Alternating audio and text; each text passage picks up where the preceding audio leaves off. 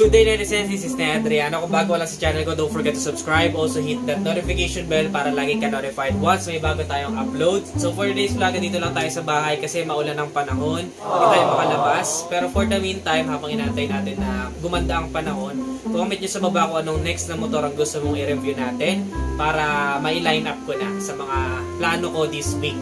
So for today's vlog, may papakita ko sa inyong helmet na talagang kakaiba, magugustuhan ninyo. Pero bago yan, gusto ko lang muna magpasalamat dito sa Jobber J4, Jobber Intercom. Shoutout, maraming salamat po dito sa Jobber. And itong Jobber, guys, is pwede nyo ikabit sa mga helmet ninyo para magkaintindihan kayo ng OBR mo. O kaya may group ride kayo, lahat kayo naka-Jobber. Actually, kahit hindi sila naka-Jobber, kahit ibang intercom, basta meron ka nito, is pwede kayong mag-connect. So ano ba meron dito? So meron yan sa likod na features. May noise cancellation. Ibig sabihin, kung maingay dun sa part ng tropa mo nagsasalita, makakancel niya yung noise. Or kaya naman ikaw maingay dun sa lugar na nagdadrivean mo, madaming sasakyan, kakancel niya yung noise para magkaintindihan kayo. Boses lang talaga yung maririnig. Waterproof din siya. So ganitong tag-ulan, wala kang problema kahit nakakapit sa helmet mo. Waterproof yan. So kahit sandstorm pa yan, basta waterproof. Sandstorm buhangin pa yun. Tapos, FM radio, gusto mong makinig, wala kang kausap, wala kang ka-ride, FM radio, meron din. Voice prompt, pwede ka mag-record ng boses mo, kung mag-motovlog ka, pwede. Universal pairing, kahit anong intercom, pwede. 4-way, so hanggang 4, pwede mong i-pair dito. 4 kayo. 15 hours talking time. So kahit gaano kalayo yung biyahe mo, for example, Laguna to Bicol, 15 hours ride, okay pa rin yung battery niya. Kaya-kaya niyang magtagal na ganun ka. Kaya niya magtagal ng 15 hours. Tapos yung last is, meron siyang maximum na 1,200 talking distance. So ganun kalayo yung inyong pwedeng layo sa isa't isa na makakapag-usap pa rin kayo. So ayan yung itsura niya, netizens.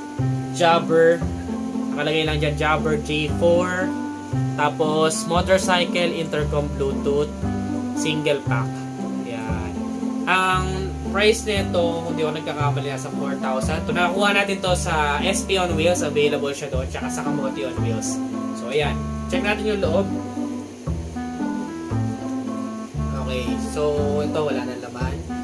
Meron siyang sticker for customer support. Tapos user guide, manual na pwede nating basahin kung gusto nyo mas makilala pa or mas malaman pa yung functionality na to. So may user manual siya. Tapos ito na agad yung pinaka-intercom. Ganyan lang siya kalaki. Ayan. So bago tayo pumunta dyan, check muna natin yung loob nito. Kasi parang may laman pa. Ayan. Ang dami niya kasamang tools. Dami niya kasama. So pwede mo, ito yung mga tools na gagamitin mo. Kasama na dyan yung mga mount. Kung ikakabit mo siya sa helmet mo. Ito yung pinaka-microphone niya. Ayan, may spare. Tapos, ipapalibot mo to sa helmet mo. Ito naman yung dalawa niyang parang earphones. So, dyan mo sila maririnig. Ito lang kalaki yung intercom. Ito yung nakakabit sa pinaka-helmet mo. Ayan. Papakita ko sa inyo pag na-install ko na. So, ito, parang quick introduction lang. Para may idea lang kayo sa Jobber Intercom. Kung naghahanap kayo ng intercom na bago and reliable, so ito yung isa sa mga susubukan natin. Wait nyo lang kapag fully install ko na siya. Ito naman yung charger niya. Charge mo lang siya. 3 oras lang i-charge, 15 hours mo nang magagamit. Ayan, si Jobber Intercom, maraming salamat. Papakita ko sa inyo sa susunod na lang ng mga vlogs kapag na-install ko na siya sa helmet. So, binigyan ko lang kayo ng introduction. Baka sakali naghahanap kayo ng intercom. So, yun. Salamat si Jobber. Since nakita nyo na kayong Jobber, ito na yung main event. Ito nagustuhan ko. Isa sa mga bagong helmet na for vintage, for classic looking motorcycles. Ito nga yung Rook na helmet. Ayan siya, Rook helmets. So ito yung pinaka-box niya. I-unbox natin siya ngayon. Nakalagay lang Rook helmet. Sa gilid lang nakalagay yung kanyang model, Rook V152. And ang kanyang color is shiny chocolate brown. Yan, shiny chocolate brown. Bakit ito yung napili ko? Kasi parang mas maganda yung brown sa mga vintage helmet. Kapag kasi yung kulay black, nagbumukha siyang sobrang plain. Parang yung mga ordinaryong helmet lang siya. So, ayoko nun. Yung white naman, kaparehas kasi siya nung delivery sa pizza company. So, medyo, gusto ko, medyo talagang vintage looking. Kaya ito yung napili ko. Ako lang yun. Personal use ko lang yun. Pero kung gusto niyo na ibang kulay, it's up to you. So, ito yung makikita natin ngayon. Excited na ako dito. So, buksan natin siya. So, straight from the box, meron siyang free na anti-scratch clear visor. So, So yan, naka-clear visor siya. Anti-scratch, free na visor. Ganda na quality. Yung visor pa lang na libre.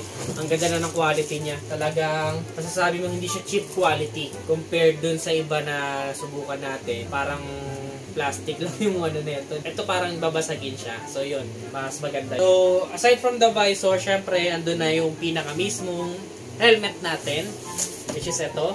Ang ganda ng kanyang bag. It comes with a helmet bag. Ayan siya, nakalagay Rook helmet. Ganda, no? So ayan, maganda din yung quality ng helmet bag niya, netizens. Okay na okay siya. So magagamit mo talaga kung gusto mong pangalagaan yung helmet mo. Kaya naman i-store mo lang, ayaw mo na maalikabukan. So okay itong isang to. So let's check na yung pinaka helmet. Then ang ganda, no? Alam ko ang SRP nito is 4,500. Ito siya, netizens, ang ganda ng paint job niya. Kaya ito yung napili kong kulay. Ayan o, makikita nyo. Ewan ko kita sa camera. Para siyang bronze. Tapos ang ganda ng pagka-shiny niya. Para may mga glittery effect kapag tinitigan mo mabuti sa malapitan. Tapos bilog lang siya, of course. Kasi nga, vintage to. So ang size ko is large. Large to eh. Itong aking helmet na to. So itong nakakabit is smoke lens siya. Yung nakakabit na straight from the box. Smoke lens. So, ako, gagawin ko, papalitan ko siya netong clear lens. Kasi ito, smoke lens, mostly pang umaga lang. Eh, paano kung inabot ka ng gabi? So, unlike kung naka-clear lens ka, kapag ka tanghali, umaga, pwede ka pa may shade sa loob eh. Pwede ka pa magsalamin. Which is ako, komportable naman ako, okay lang sa akin yun. Pero kung hindi ka comfortable doon, ang bawa, nagsagaan ka talaga, malabo mata mo, may salamin ka. Ito na lang. Kahit sa gabi kasi kung nakasalamin ka naman, hindi ka basta-basta mapupuwing. So, ito na lang. Kung nagsa-sunglass kayo, reading glass, gano'n. Pinaka-visor, so ipipil natin.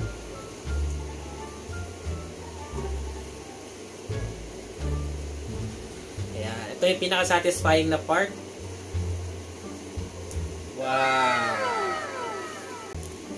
Ganda! Ayan, no? Ganda niya, no? Oh. Ganda ng lens niya. So, paano to buksan? Nakalock siya into place eh. Kung makikita nyo, ayan o. May lock siya. Nakalock siya into place. So, paano to buksan? Iaangat mo lang to para buksan mo na siya. Ayan.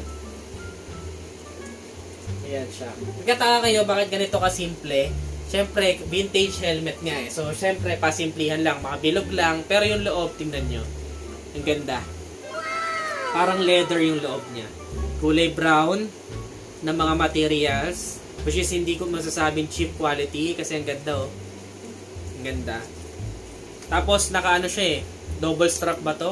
Ayan oh. Pagin nila parang pangkarera. Siya yung tipong quick release. So very safe talaga. Ganyan siya. Hindi siya basta-basta mahuhubad. No? So very safe yan. Yung ganyang klase ng helmet. So ngayon kasi quick release na masasanay kayo. Which is vintage nga itong hinahatid nito. Kaya ganyan siya. Susok-sok mo doon tsaka mo ikakabit doon. Ganda na materials niya sa loob na designs. Kung makikita ninyo. Quality ng foam niya is very good naman. Ano, hindi yung tipong super kapal na quality ng foam. Kasi nga vintage siya. So, very minimalist lang yung loob pero comfortable pa rin. So, susukat natin ngayon. Ito pa isa, nagustuhan ko itong top. You know, napaka-stylish. Parang may leather.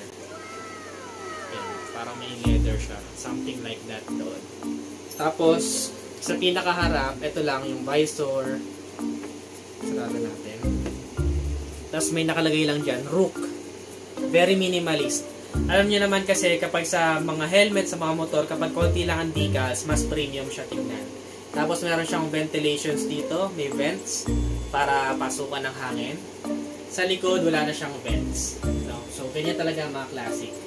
Dito naman sa chin part is meron pa rin siyang vents. Ayan, no? Sa chin part, may vents lang siya. Very thin lang yung chin part niya. Manipis lang yan. Hindi kagaya ng mga helmet natin na kakapal nung sa chin part. Ito lang yan. Kasi usually naman yung iba half face lang eh. Pero since sa iba kasi bawal yung half face helmet kapag ikaw yung driver, ito full face na siya pero vintage pa din. And alam mong safe ka pa din. Standard helmet to. So wala kang pangamba na disgrasya ka is safe ka pa din talaga. So mag-invest tayo sa mga standard helmets. Sa likod naman, Rook helmets. Ayan nakalagay. CER 22.05 ICC niya. Yan, may certification siya. ICC. Yan. So ibig sabihin, dumaan talaga ito sa proseso para masabing standard helmet. Ito pa pala, meron siya dito kasama na card. Ayan. Dito yung pinaka manual niya rin. Mga recommendations. Iba yung salita niya, parang Espanyol. Siguro ano pa to, imported to. Galing, ganda. Ganda ng page siya. Ito pinanagustuhan ko. Very simple looking lang siya. Ganda niya. So, sukat na natin siya. Ayan. So, ito yung napili kong size kasi madali ko siyang may susuot. Hindi yung tipong nai-stack dito sa may sentido. At the same time, yung foam niya sa loob, makikita nyo, naiipit pa rin niya yung pinaka-pisngi ko. Yun yung pinaka-basehan nyo kapag pipili kayo ng helmet. Kailangan naiipit yung pisngi ninyo. Somehow, it might not be so comfortable sa umpisa, pero kailangan yun talaga. Kasi itong foam, nag-a-adjust yan through time. Naglo-loose yan. So, kailangan, make sure nyo na kapag gumaganyan kayo, yung helmet is hindi umuuga. Basta hindi siya masakit sa may sentido, tsaka sa may likod, ibig sabihin, sakto sa'yo yung helmet na yun. So, yung mga karerista nga, gusto nila sobrang sikip. Pero hindi naman tayo siyempre nagkakarera. Yung sakto lang sikip. So, pag na-aksidente tayo, mahirap kasi pag maluwag yung helmet at na-aksidente ka, magkakause yun ng further injury. So, ayan yung itsura niya. Sasarado natin to. Ayan.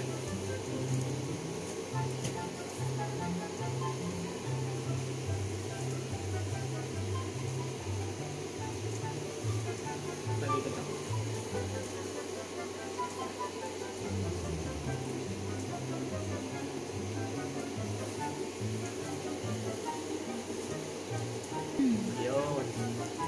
Kinakapa ko pa sa umpisa. Pero ano siya, comfortable ah. Isa to sa mga pinaka-comfortable helmet na unang suot ko pa lang, comfortable na ako. Mapapadalas ko tong suotin, pero syempre, kapag ka mga vintage like Vespa, o kaya naman Scrambler, kaya naman yung mga Bristol, motorcycles, yan, mga bobber, pwede itong helmet na to kasi very classic looking siya, vintage. Bagay sa mga vintage din na motor. Actually, kahit na hindi vintage yung motor mo, kung talaga mahilig ka sa ganito, comfortable kasi siya eh. Comfortable, very comfortable siya. Kita nyo naman oh. Malawak din ang vision niya, walang tunnel view. Kitang-kita ko talaga kung ano yung abot ng peripheral view ko. Abot na abot talaga ng mata. So, wala siyang awkward na kapag may mga dumadaan sa gilid mo, hindi mo kita. So, very okay siya pagdating dito sa kanyang pinaka-vision. Tapos, kapag sinarado mo siya, ganda rin yung kanyang vision. Hindi naman nakapektuhan. So, itetest na lang natin to. I-update ko kayo na sense. Itetest ko to kapag lumabas tayo. Wind noise. Kung maririnig, i-update ko kayo. Pero so far, ang ganda ng helmet. Ayan o. Very satisfying siya for me. Nagustuhan ko siya. Ang ganda ng fit niya sa akin. So, kung gusto niyo nito, visit lang kayo sa SP on Wheels or Kamote on Wheels. Sa halagang 4,500. Pero na kayong classic looking na helmet. So yun, para sa mga enthusiast dyan, ng mga vintage na motor, isa to sa marirecommend ko. So yun lang netizens, quick vlog lang to, di lang tayo makalabas para makapag-review ng motor. Maraming salamat sa Rook, kay sa Red Sweet Potato, SP on Wheels, at the same time sa Jobber, Intercom. So ang dami na natin dito mga accessories for the helmets. May bago na naman tayong helmets. And soon, stay tuned netizens dahil magpapag-giveaway tayo ng helmets. May niluluto lang kaming mga iba pang mga gagawin na content. Tapos mamimigay tayo ng helmet sa inyo. Make sure naka-subscribe dito sa channel ko para manalo ka. At the same time, naka-follow sa aking Facebook page, Nel Adriano Vlogs, and sa aking Instagram at Nel Adriano. So yun, netizens, anong masasabi nyo sa helmet na to? Rook helmet. Maganda ba yung shiny chocolate na kulay? Nagustuhan nyo ba siya? Comment your thoughts below. Again, this is Nel Adriano. Always keep it cool and ride safe always.